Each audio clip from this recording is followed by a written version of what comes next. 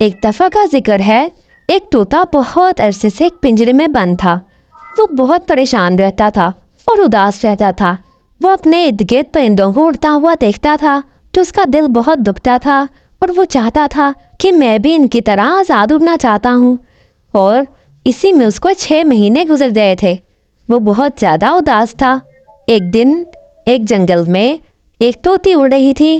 طوطی نے طوطے کو دیکھا تو اس کے پاس آ گئی اور آ کر اس سے پوچھنے لگی، طوطی بھیا، آپ یہاں پر کیسے بند ہو گئے؟ آپ تو آزاد گھومنے کے لیے ہو، اس طرح بند کیوں ہو؟ بس طوطی، میں یہاں پر 6 مہینے سے بند ہوں۔ میں بہت پریشان ہوں۔ ایک شکاری نے مجھے اس پنجرے میں بند کر دیا ہے۔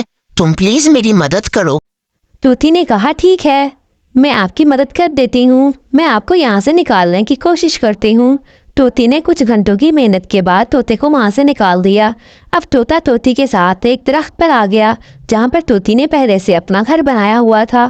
طوطے کے پاس تو کوئی بھی گھر نہیں تھا، تو طوطی نے طوطے کو اپنے ساتھ رکھنے کا سوچا اور اسے یہ کہا کہ تم میرے ساتھ رہ لو۔ طوطے نے طوطی کا بہت شکریہ ادا کیا کہ تم نے مجھ پر 2 بار احسان کیا ہے۔ تمہیں کبھی بھی میری مدد چاہیے ہوگی تو مجھ سے ضرور مانگنا، میں تمہاری ضرور مدد کروں گا۔ اس طرح طوطی اور طوطا دونوں بہت پکے دوست بن گئے۔ پورے جنگل میں یہ مشہور ہو گیا کہ ان سے زیادہ اچھی دوستی کسی کی بھی نہیں ہے۔ ایک دن جنگل میں آگ لگ گئی۔ آگ بہت تیز تھی اور پھیل رہی تھی۔ تمام جانور اس آگ کی لپیٹ میں آ گئے تھے اور ہر کوئی پریشان تھا۔ طوطا اور طوطی نے سوچا کہ وہ سب کی مدد کرتے ہیں ان کو یہاں سے باہر نکالنے میں۔ طوطا اور طوطی جلدی جلدی پرندوں کی مدد کرنے لگے۔ وہ ایک ایک کر کے سب کو اس آگ میں سے نکال رہے تھے۔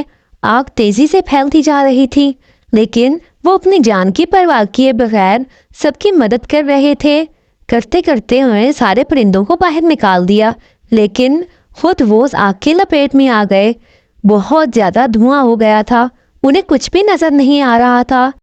بالآخر دھواں اتنا زیادہ تھا کہ طوطی کو سانس نہیں لیا جا رہا تھا، اور یوں اس کا سانس بند ہوا اور وہ بے ہوش ہو گئی اور آگ میں گر گئی، اور یوں اس کو اپنی جان سے ہاتھ دھونا پڑا۔ طوطا بھی ادھر ادھر دیکھ رہا تھا کہ شاید اسے طوطی کی آواز آ جائے، لیکن نہیں آئی۔ اسی انتظار میں اس کی جان بھی چلے گئی کیونکہ آگ بہت زیادہ ہو گئی تھی۔ پرندے اور جانور باہر ان کا انتظار کر رہے تھے، لیکن جب انہوں نے دیکھا کہ وہ ابھی تک نہیں آئے تو ان کو اندازہ ہو گیا کہ ان دونوں نے اس جنگل کے لیے اور ہمارے لیے اپنی جان دے دی ہے۔